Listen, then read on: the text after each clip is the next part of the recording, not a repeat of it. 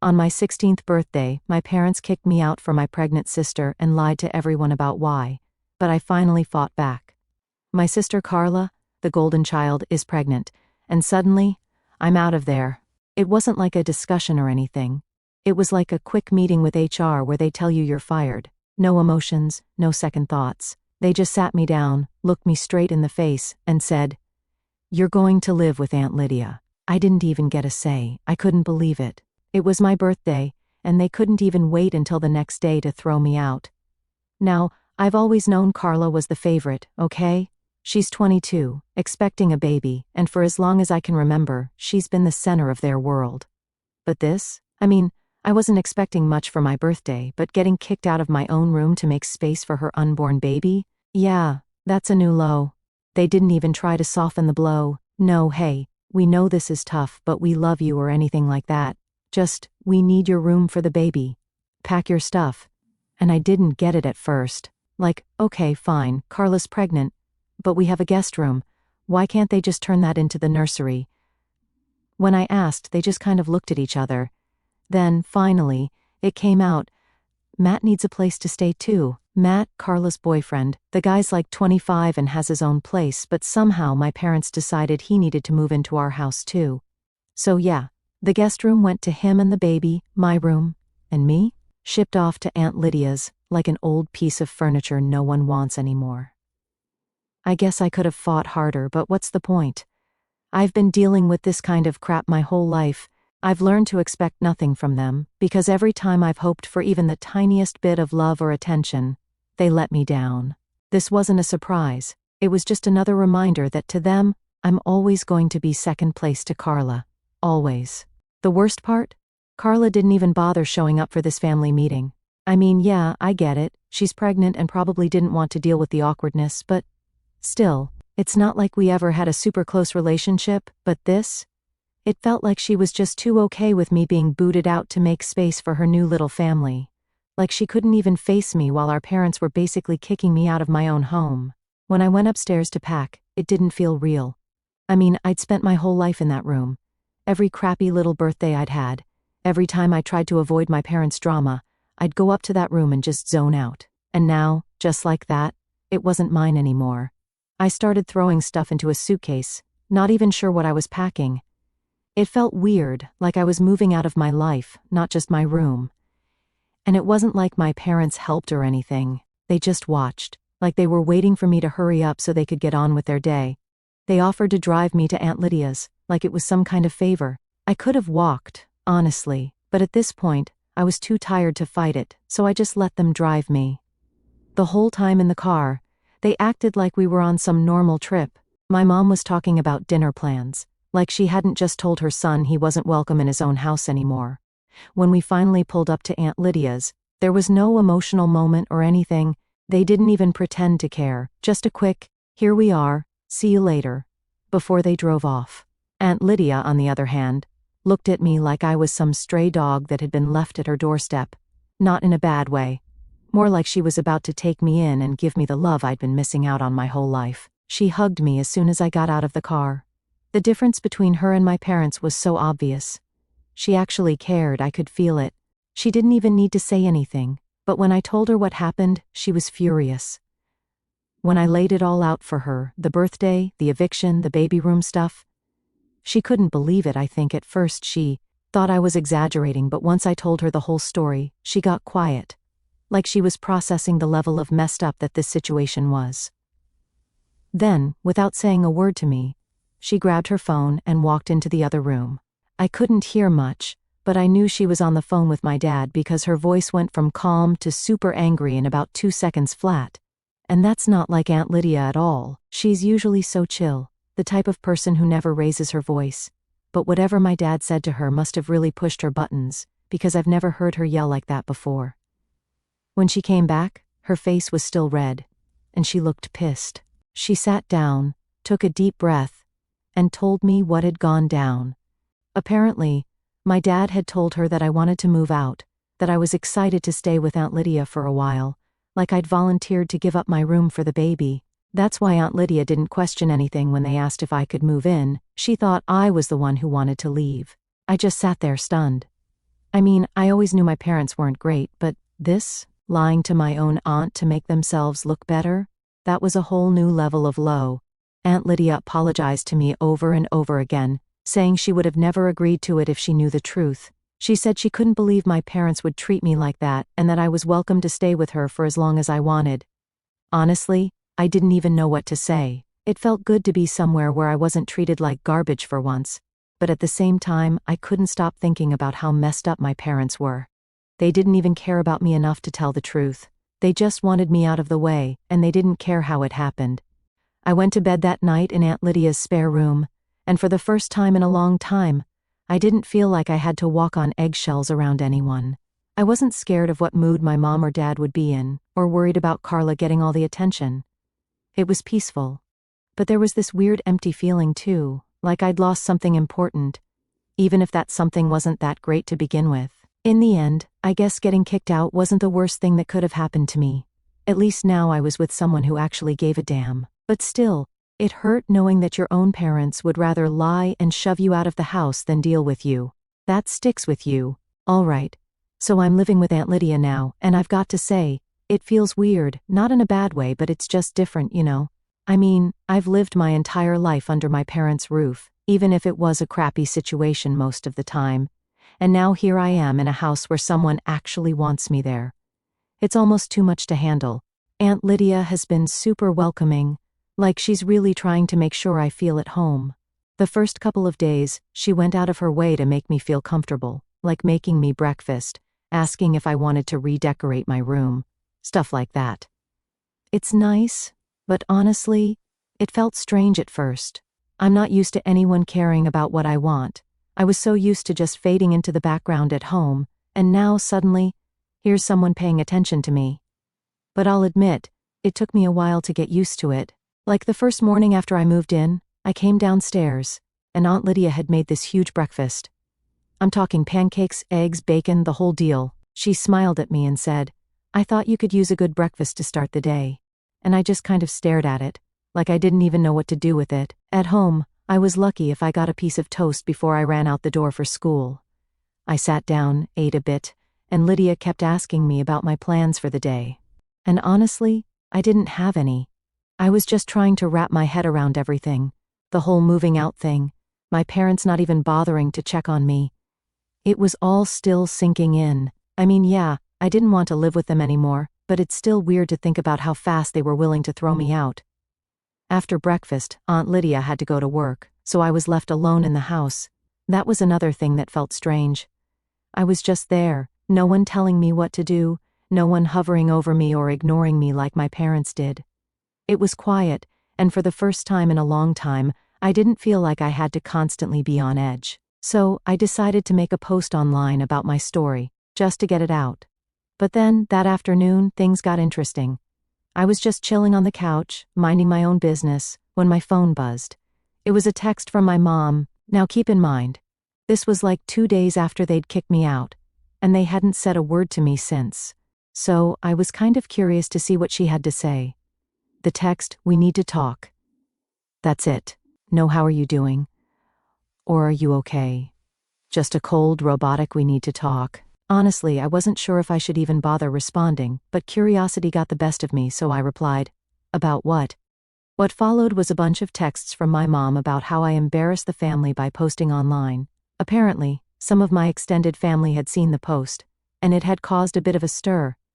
But instead of asking if I was okay or maybe realizing how much they'd screwed up, my mom was more concerned about how it made her look. She kept saying things like, "Do you realize how this reflects on us? And you've made things difficult for your father and me." I couldn't believe it. I sat there reading the texts, just getting angrier and angrier. They kicked me out on my birthday, lied to Aunt Lydia about it, and now I'm the bad guy for telling the truth? I was done with it. I didn't even bother replying after that.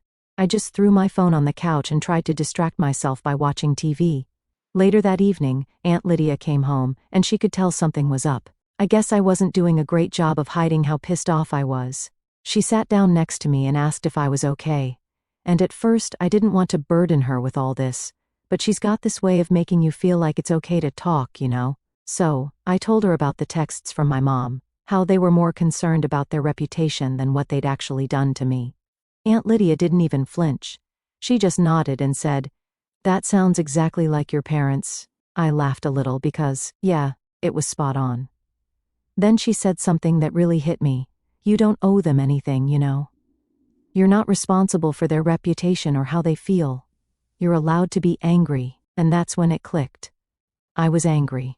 I'd spent so long just accepting the way things were, letting them treat me like crap because I thought that's just how it was. But now I was done. I didn't owe them anything. The next few days were a blur of emotions. I started blocking out my parents more and more. I didn't respond to their texts, didn't even look at them after a while. They weren't going to get to me anymore. Aunt Lydia helped me with that too. She didn't say much, but just having her around, knowing she had my back, made everything easier. But things weren't totally calm yet.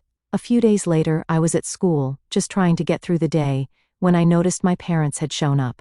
Yep, they actually came to my school, like that was going to fix anything. I saw them standing outside the gate, waving me over like nothing was wrong. My first instinct was to ignore them, but they were pretty loud, and my friends started noticing. I felt my heart pounding, like I didn't want to deal with this drama in front of everyone, but my friends, they had my back. A few of them literally formed a circle around me, like they were some kind of human shield. It was kind of funny but also super reassuring. I wasn't alone in this. Eventually I had to go over and talk to them. I walked up, keeping a safe distance, and said, "What do you want?" My mom started going on about how I wasn't answering their calls or texts, and how they were worried about me. I almost laughed. Now they were worried? After kicking me out and ignoring me for days? Then they dropped the real reason they were there. My grandparents, the ones with all the money, had found out about what they did to me, and now my parents were freaking out because they were scared of losing their inheritance. Yeah, that's what this was about. Not me, not my well-being, just money. They didn't care about fixing things with me. They just wanted to make sure they didn't lose their precious payday. I stood there, staring at them, not even knowing what to say. It was like everything I'd always suspected was laid out in front of me. They didn't care about me. They never had. And now, they were only trying to reel me back in because it benefited them, not me. I told them, I'm not coming home. Not now, not ever. And then I turned around and walked away. Their voices faded behind me as I rejoined my friends, who were all watching the whole thing go down. I don't know what my parents did after that. I didn't look back to find out. All I knew was I was done with them, completely done, and for the first time I felt free. When I got back to Aunt Lydia's that day, I told her everything. She wasn't surprised. She said something like, "It's always about money with them," and she was right. But you know what? It didn't matter anymore. I had Aunt Lydia, and I had people who actually cared about me. That's all I needed. Update 1. So, after the whole school confrontation with my parents, I thought maybe things would settle down, you know, like they'd get the message that I wasn't coming back, and we could all just move on. But of course, that would be way too simple for my life. A few days went by, and I was feeling pretty good. Aunt Lydia was being her usual awesome self, making sure I was comfortable and all that. It was like the first time in forever that I wasn't constantly stressed or waiting for the next bad thing to happen. I'd even started to get into a routine. School, hanging out with my friends, coming back to Aunt Lydia's place, and just chilling. Things felt normal, or at least as normal as they could be after getting kicked out of your house. But then, the drama found its way back in, like it always does. It started with a message from Carla. I hadn't heard much from her since the whole eviction thing, other than that one text asking to talk, which I had pretty much ignored. But this time, she was blowing up my phone, like text after text. At first I didn't even want to open them, but curiosity got the best of me. I mean, we were siblings, maybe, just maybe. She was trying to make things right. Turns out, not really. Her text started off super casual, like she was trying to ease into something. "Hey, how are things at Aunt Lydia's? Hope you're doing okay," stuff like that. Then, out of nowhere, she drops this. "Mom and Dad are really upset. They think you're being unfair by not talking to them." Unfair? Really? I couldn't believe it. Was I the one being unfair here? I was the one who got kicked out. I was the one who got lied to, and now somehow, I was the bad guy for not running back into their arms? I didn't reply right away. I needed to process it.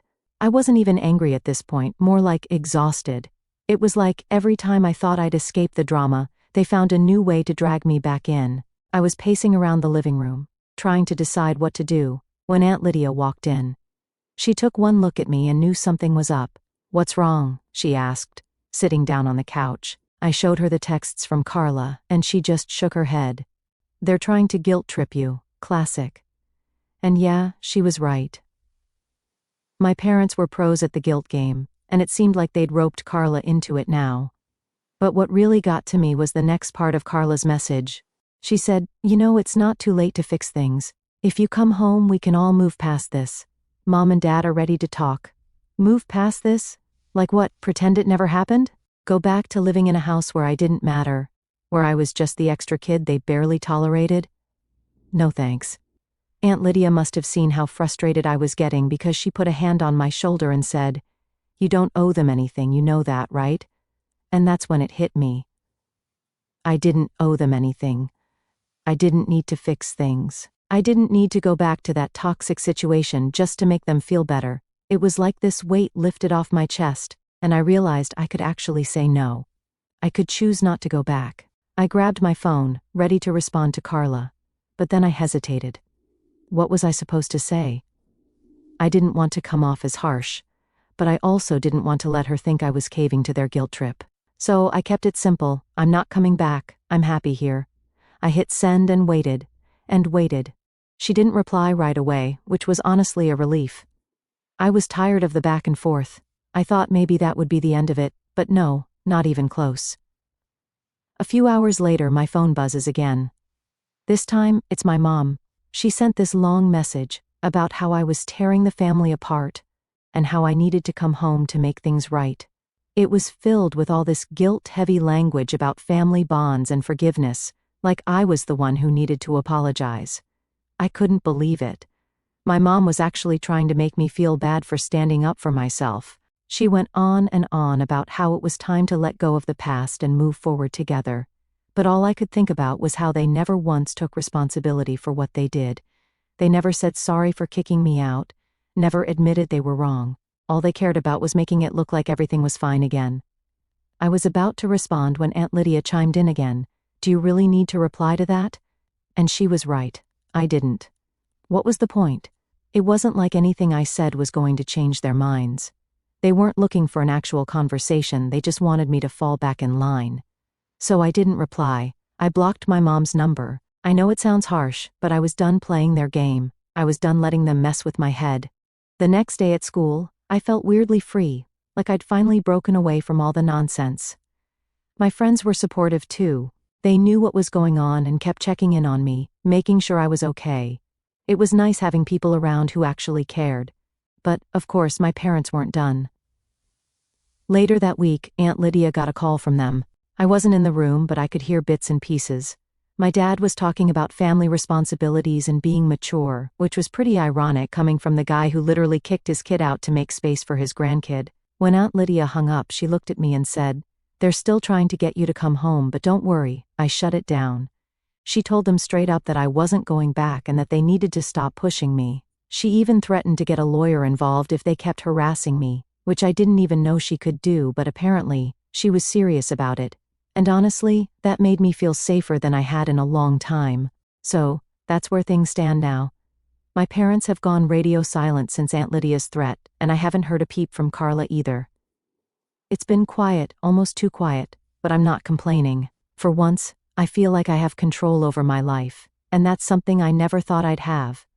I don't know what's going to happen next. Maybe my parents will give up and leave me alone, or maybe they'll keep trying to guilt trip me into coming back. But either way, I'm not going back. I've got Aunt Lydia, I've got my friends, and I've got a life that doesn't revolve around being ignored or mistreated. And for the first time, I'm okay with that. Update 2. So after all the drama with my parents trying to guilt trip me into coming home, things finally started to calm down a bit. Or at least I thought they did. I mean, it had been quiet for a while. Too quiet.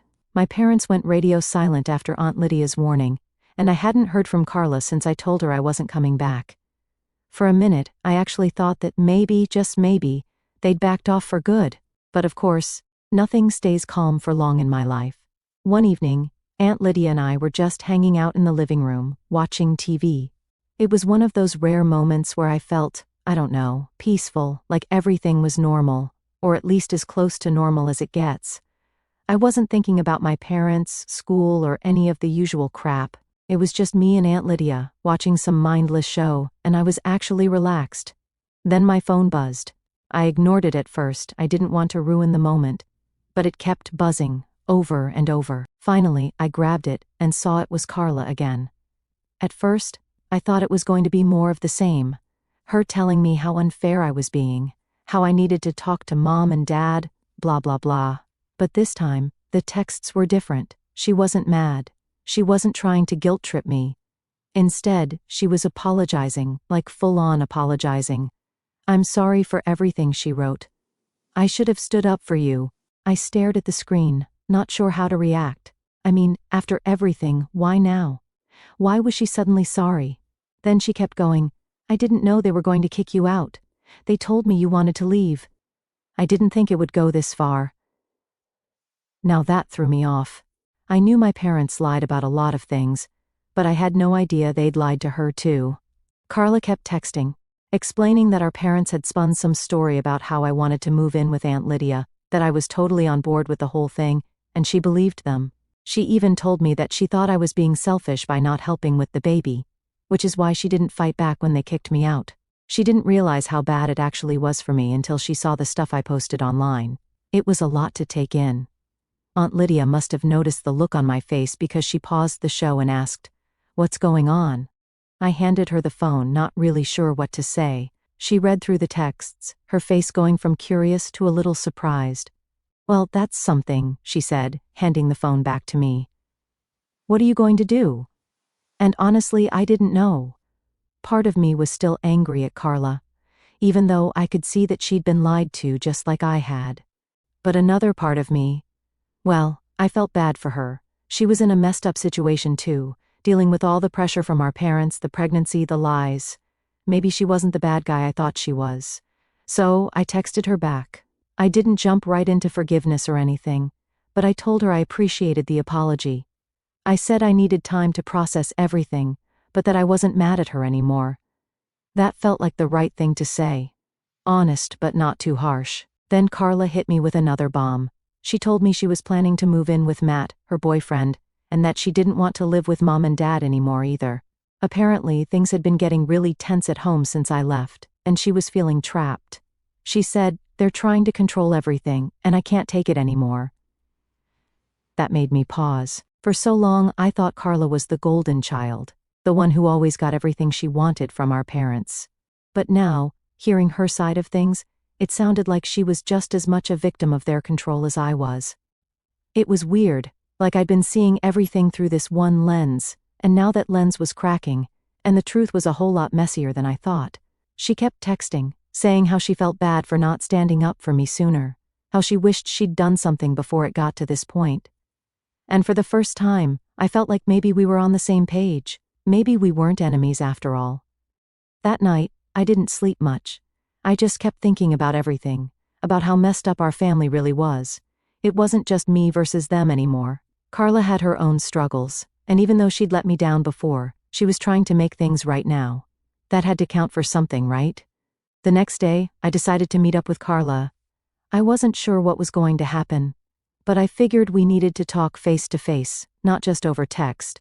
We agreed to meet at this cafe downtown, neutral territory, so it wouldn't feel like either of us had the upper hand.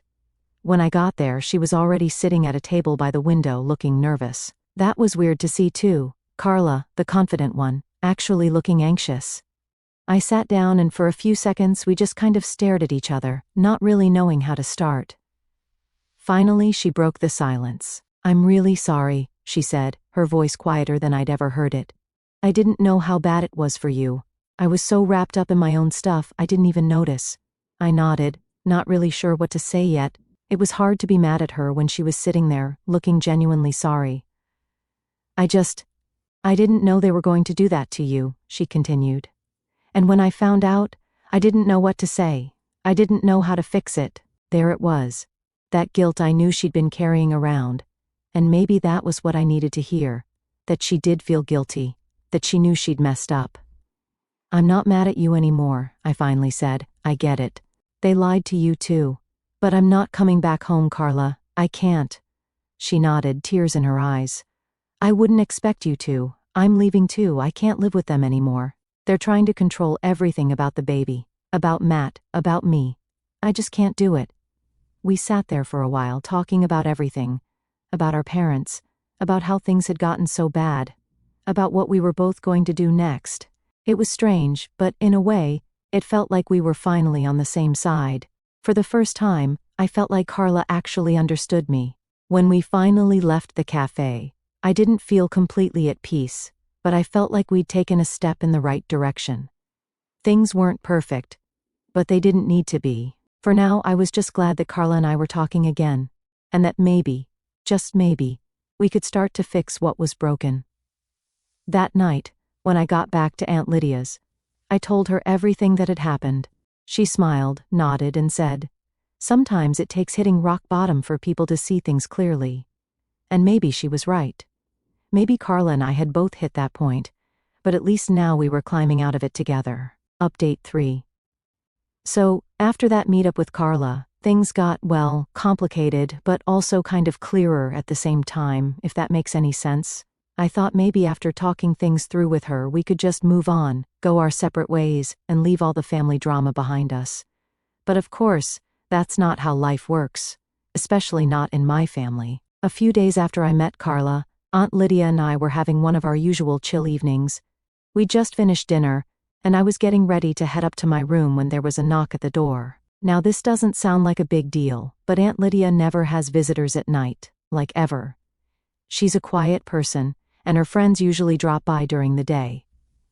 So, both of us were a little thrown off by the timing. Aunt Lydia looked at me with this puzzled expression like, "You expecting someone?" I shook my head, and we both walked to the door. She opened it, and surprise, there stood my parents. I could feel my heart sink. Like, really? After everything, they had the nerve to show up here unannounced and try to get me back into their mess? I thought they'd given up after Aunt Lydia's threat to get legal involved. But nope, here they were, standing on her porch like nothing had happened. My mom had that fake concern look on her face that she always pulls out when she's trying to manipulate me. My dad just stood behind her looking awkward, like he'd rather be anywhere else. "Can we come in?" my mom asked, her voice dripping with fake sweetness. Aunt Lydia didn't even look at me before saying, "No, I don't think that's a good idea." I almost smiled at that. Aunt Lydia doesn't play around when it comes to setting boundaries. My mom's face dropped, and she sighed, like she was the victim in all this. "We just want to talk to you, honey, please." I wasn't having it. I'd been through enough, and I wasn't about to let them drag me back into their drama just because they suddenly decided they wanted to talk. I folded my arms and leaned against the doorframe, trying to keep my voice steady. "What's there to talk about? You kicked me out. You lied to Aunt Lydia, and now you just show up like everything's fine?" My mom's eyes got wide and she stammered, "It wasn't like that. We thought it was best for everyone." Best for everyone? I couldn't believe what I was hearing. "You thought it was best to kick me out on my birthday because Carla's pregnant? Seriously?" My dad finally chimed in, his voice quiet. "We didn't handle things well, okay? But you need to come home." I laughed. I couldn't help it. "Why? So you can keep pretending like I don't exist while you bend over backward for Carla and the baby?" "No thanks." Aunt Lydia, sensing things were getting heated, stepped in. "I think it's best if you two leave. He's made it clear he's not coming back." My mom wasn't giving up that easily, though. She started tearing up, the classic guilt trip move she always used when things didn't go her way. "We're your parents. We love you. We want to fix things. But here's the thing, I'd finally realized something. They didn't want to fix things for me. They wanted to fix things for them. They wanted to sweep everything under the rug, make it seem like we were one big happy family again, so they wouldn't have to deal with the fallout of their actions. But I wasn't playing along anymore. "You had plenty of chances to fix things," I said, my voice low but firm. "But every time, you chose Carla. You chose her over me, over and over again. So don't stand here and act like you care now." The silence that followed was heavy. My mom just stared at me, the tears still in her eyes, but this time, I wasn't falling for it. I wasn't going to be guilted into going back to a house where I was nothing more than an afterthought. My dad looked like he wanted to say something, but instead, he just sighed and put a hand on my mom's shoulder. "Let's go," he muttered. My mom looked like she wanted to protest, but after a few seconds, she turned and walked back to the car, her shoulders slumped. My dad followed her without another word. Aunt Lydia closed the door, locking it behind them, and turned to me. "You okay?" I nodded, but the truth was, I didn't know how to feel. Part of me was relieved. It felt like I'd finally stood up for myself, for real this time. But another part of me felt, I don't know, sad. Like no matter what I said, no matter how much I tried to cut them off, they were still my parents, and it sucked knowing they were always going to choose Carla over me. But that's the thing, isn't it? Family doesn't always mean what we want it to mean. Sometimes the people who are supposed to love you the most are the ones who hurt you the worst, and that's a hard pill to swallow. Later that night, I got a text from Carla. She said our parents had told her about what happened and that she was sorry they had tried to force me back. She wasn't on their side this time, though. She said she understood why I didn't want to come home and that she was moving in with Matt, like she'd told me before. She ended the text with, "I'm proud of you for standing up for yourself." And you know what? That hit different. Coming from Carla, the one person I'd always thought was part of the problem, hearing her say that made me realize I wasn't alone in this. Maybe we weren't as close as some siblings, but we were starting to get there. I showed the text to Aunt Lydia, and she smiled. "You've come a long way, you know that." I shrugged, trying to play it cool, but deep down, I knew she was right. I wasn't the same kid who'd been kicked out on his birthday. I'd learned to stand up for myself, to choose what was best for me, and not just go along with what other people wanted. The next morning, I woke up to a quiet house, sunlight streaming in through the windows, and for the first time in a long time, I felt free. No more pretending, no more walking on eggshells, just me in a place where I was wanted, and that felt pretty damn good.